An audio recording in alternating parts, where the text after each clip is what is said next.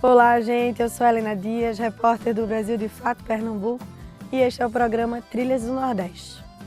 Aqui você fica por dentro do que acontece na nossa região, sempre com uma boa prosa, fontes e personalidades nordestinas, uma visão popular do Nordeste. Vem comigo!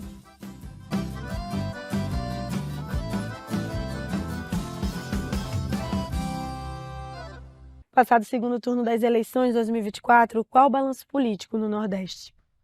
No último domingo de outubro, a nossa região elegeu prefeitos de 4 capitais: Aracaju, Fortaleza, João Pessoa e Natal, e outros 6 municípios, consolidando assim a sua configuração política para os próximos 4 anos.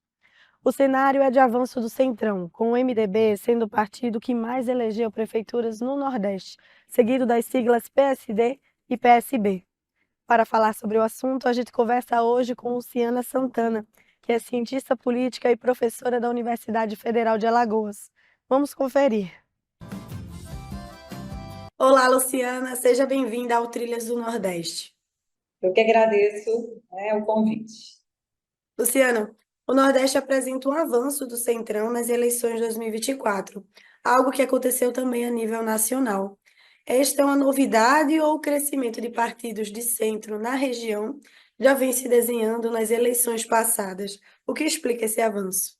Bom, a novidade que a gente tem hoje nessa eleição municipal é um avanço, dos partidos de direita, que convencionalmente a gente adotou, chamar de centrão, mas são partidos de direita que até então não tinham tanta expressão no Nordeste e que nessa eleição conseguiram, se organizar melhor. E aí tem vários fatores que explicam, esse avanço, e que tiveram êxitos eleitorais, A gente também tem alguns partidos do centro, democrático, como o próprio MDB, que já era um partido forte regionalmente, Eu diria até que ganhou, inclusive, um fortalecimento nessa eleição. Mas o histórico do MDB no Nordeste, ele, é muito longevo.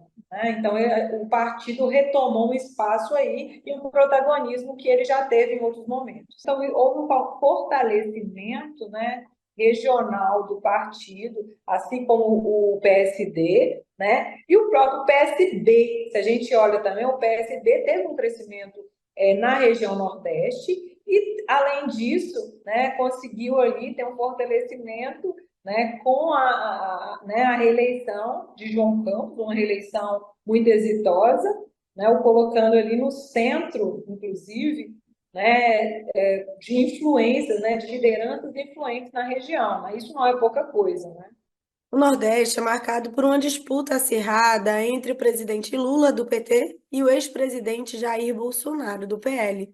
Em 2024, nós esperávamos ter um termômetro dessa disputa. O avanço do Centrão abafou essa questão ou nos conta fatores sobre esse acirramento? Havia uma expectativa muito grande que a gente tivesse uma influência da polarização política em âmbito nacional, em torno de Lula e Bolsonaro, nas eleições municipais desse ano. Isso não aconteceu em todo o país.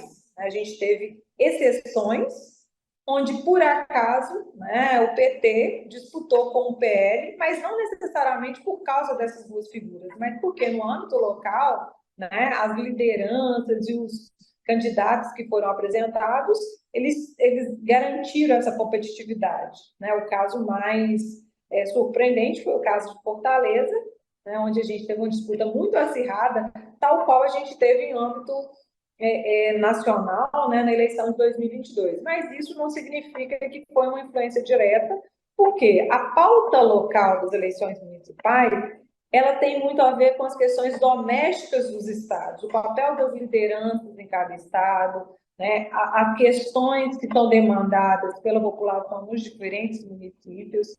Então, eu diria que o ano de 2024 ele marca um retorno à pauta das disputas municipais, como a gente não via desde de 2012, porque depois de 2013 a gente tem mudanças e fatos políticos que impactaram muito o cenário político nacional e local, Mas, se a gente pensar bem no histórico, né, de maior duração, não era isso que acontecia. A nossa região é marcada por um histórico de vitórias no campo da esquerda, principalmente com o Partido dos Trabalhadores, o PT. Qual o balanço de 2024 para a esquerda? Bom, a gente pode olhar essa situação sob duas perspectivas, né? Se a gente compara com 2012, né, a gente vê que o partido ainda é muito pequeno, né, o PT, assim como outros partidos, né, o PDT, PSD, enfim, né, partidos do campo progressista. Né? Mas se a gente compara com a eleição de 2020, né, a gente vê um fortalecimento, principalmente do PT e do PSB na região. Né? Inclusive, conquistando uma capital que até então não havia, né, já tinha ali mais de 8 anos, sem a presença do PT, né, no âmbito, né, ali à frente da gestão municipal. Né?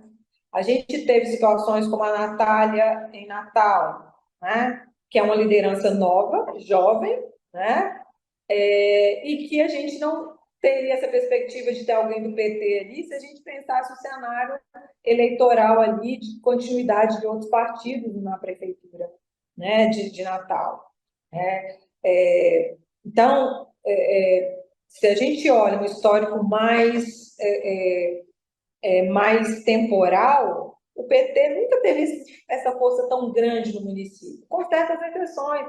A gente teve Luziane, né, Fortaleza, Marcelo Deda em Aracaju, João Paulo em Recife, mas não é o que predomina, tal qual acontece no âmbito dos governos, onde você tem ali, né, mais de 4 mandatos de Wellington Dias, a gente tem Marcelo Deda no governo, né, em Sergipe, a gente tem né, no Ceará, Camilo Santana, e conseguiu fazer o sucessor, a Fátima Bezerra no Rio Grande do Norte. Né? Então, a gente tem vários casos onde há um protagonismo muito grande no âmbito estadual, né, que diferencia, inclusive, isso que a gente vê nesse raio-x da eleição municipal.